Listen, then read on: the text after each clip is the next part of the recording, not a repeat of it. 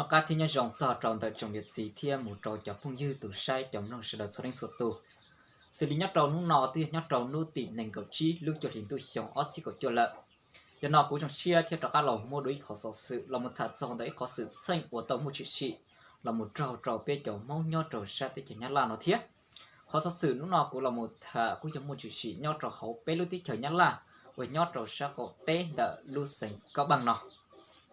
giờ li nó nhát trâu nô tỉ cậu ở giờ lưu dị hiện tôi sống xí cầu chua trâu ta li y lưu thì nó là thiết cô tàu mua sợi y tù pon nịa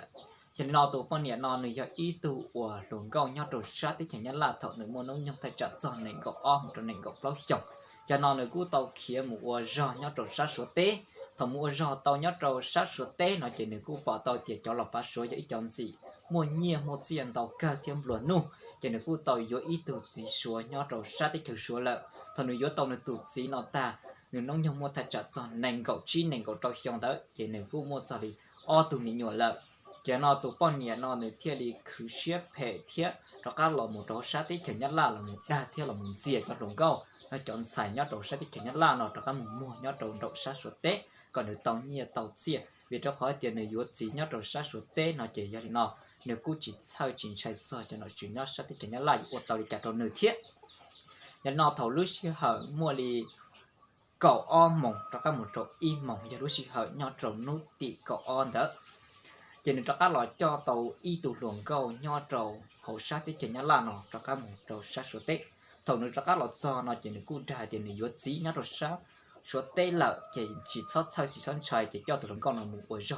ròn rải nửa chỉ tới rồi yếu tàu nhiệt sức vì cho khỏi tiền được cho chân xài một ròn được buổi ok thầu nữa cho tàu một ròn nó chỉ được cho các một mua trầu lượng tụ còn được tàu nhiệt cho các đồ sức vì đó khó tiền nữ ra tụ luồng câu đã hay tiền nữ cho tụ luồng câu cho nữ mua ok thiết vì đó khó thầu một cho trâu sát số té nói chuyện nữa mũi do hậu lửa dòng thiết tàu nhiên tàu cho tụ luồng câu là tụ xài nó ua cả tàu nhiên cho các lòng hậu và hậu chế nhau tụ sang nhau là té thầu nữ cho tụ luồng câu là một cho trâu sát số té là chuyện nữ mà đi mua tụ luồng câu nó cho là một mua kia rồi ít tụ gì thiết thầu lấy yết giàu là nó chỉ là hai trong một mua trâu lửa tự thiết nó nè giờ nó thầu này cho tụng xài nó một giờ chỉ cho tụng xài nó một chút gì tàu mua đi cậu tận nó đi chỉ tụng trong câu nó bao hai tiền chỉ mua giờ chỉ mua hậu lửa đã chỉ uốn lợ nó chỉ tụng trong câu nó nữa mà đi cháu thiết hồ sở tông cho các là một trò hồ và hồ chỉ là một kia trò cho lâu cho nó tụng trong câu trò tụng bao nhiêu nó nhiều cho một mua chỉ cho các là một kia ta sửa cho sửa dạ tinh mệnh của nhau mua chủ chỉ là một trò cho hồ chế thiết là một trò xa nhất là tết đầu kia đầu tiên nó chỉ là tu chính sự là bao tan thọ lợi cho nó thầu tu pon nịa của cho khứ xếp hệ nó cho tuần sai nó mù mua là gì nếu cho các là muốn gì ý tưởngของcâu gì nhớ cho không nhất là tết thiệt thầu nếu cho các là muốn gì nó chỉ tưởngของcâu ở trong môn đó tứ hồ là một kia cho sẽ được bao lợi cho nó là cú chẳng phát thiết là cú hại cho tu chính sự là rõ kế tan thọ tưởngของcâu để cho các là chịu là cho sẽ tiết kiệm nhất là sự dạng nó chỉ là cú tuần tệ kia tàu tuần sai là tu pon nịa của một xếp hệ nó nữ tư giờ nhau trâu sát tiết chẳng nhắn là tiết sĩ chẳng cứ xếp hệ cho các là một đan xỉa cho xài thiết cho đồng cao nhau nhắn là tết cho các một mua còn tàu y phải nhiên dính là thiết dạng nó nữ thiết trâu xị nhau trâu nữ tị cậu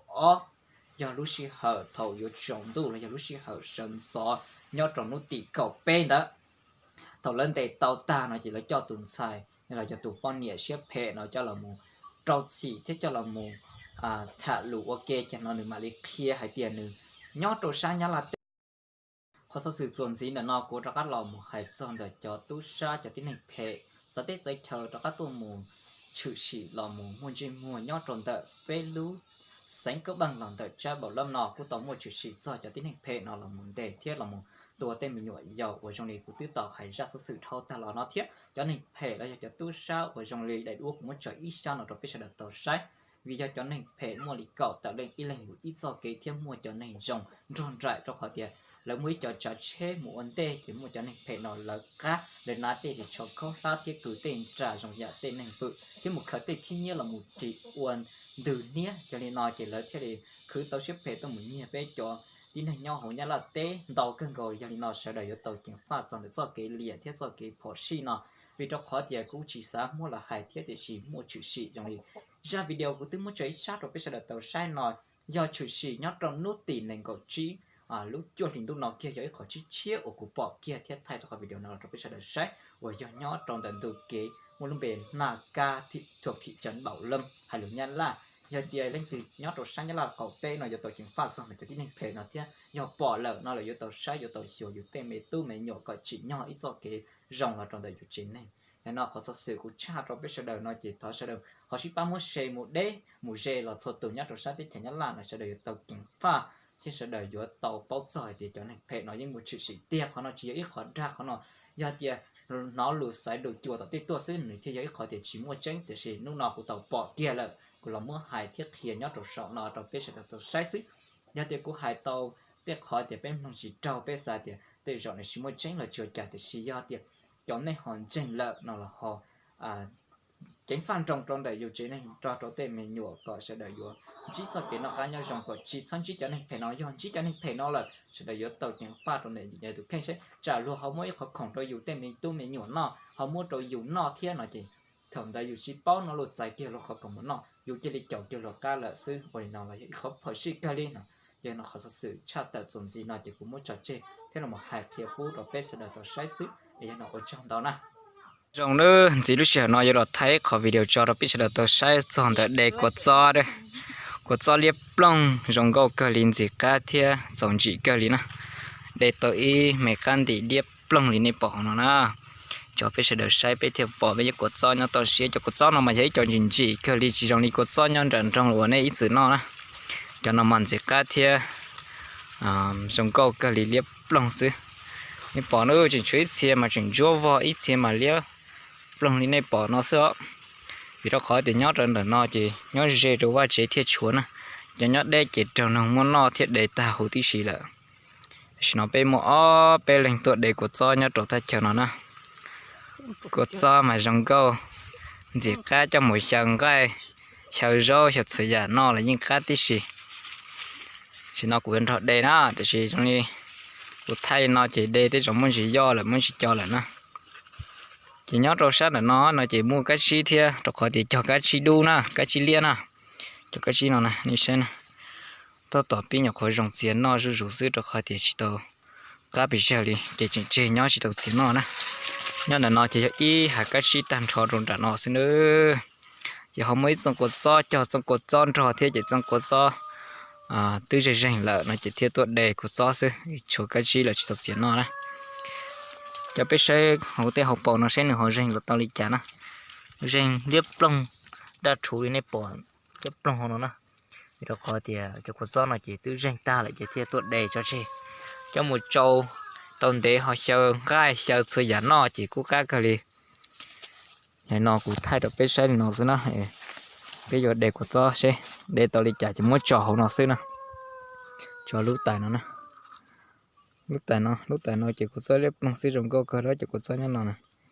cho có gió để nó chỉ cho có gió nó chính trị cơ đi thiên nó cá cơ này nè rồi chỉ bao nhau trâu này số lúc tới chờ số hồ đi trả nè nhau trâu bên nó chỉ được có gió lia xưa nè có gió luôn bằng câu chiếc quần này chỉ được hồ thì có gió quần nào xưa nè bao giờ cột gió nó bèo đi trả thế chỉ bèo cột gió sinh thành này để tao cho mới tròn là nó đây để xem này cột gió thì để trong nào ta nó chỉ tới rồi vô tao in tin là nó đó tao in tin nó bây giờ thì tao ít tài là nó bung cầu了nhếp lòng chia giàu cá cái gì sinh chia mà con cho sinh lọ gì là xin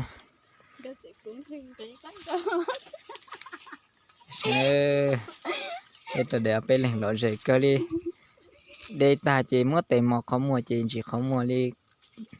hại thế nào nên sao đây chụp bỏ đi nó ta chỉ những chỉ ta đi vì cho họ tung cột gió nó một chính chứ chờ đi nè nó cho bên xe lúc chỉ là nó sẽ ô thì nó đủ cơ đi là nè cho bên một xe chỉ bỏ nó khó thì nhớ là nó dễ trong đời cổ và cổ ra xứ nè thì cho nó biết sai giờ thì nó sẽ ở bên mà đi xin chỉ đầu để ra video ở một đây có chọn gì thế vì đó khỏi thì lúc sau nó là cô ly cơ đi lại nó rồi bên sai thì chờ nhắn lại giờ có tên là bên lúc rồi nhớ rồi to xia nó chỉ tôi chạy nó chỉ có số to xia liêu vò lần đó nè cho nó lên từ vô chỉ tốt đây một nó xí nè chỉ vô nhẹ đi nè